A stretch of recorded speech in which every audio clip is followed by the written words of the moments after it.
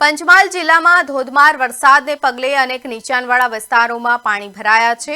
હાલોલ, કાલોલ, જાંબુઘોડા અને ઘોગંબા સહિતના તાલુકાઓમાં વરસાદી માહોલ જોવા મળ્યો છે।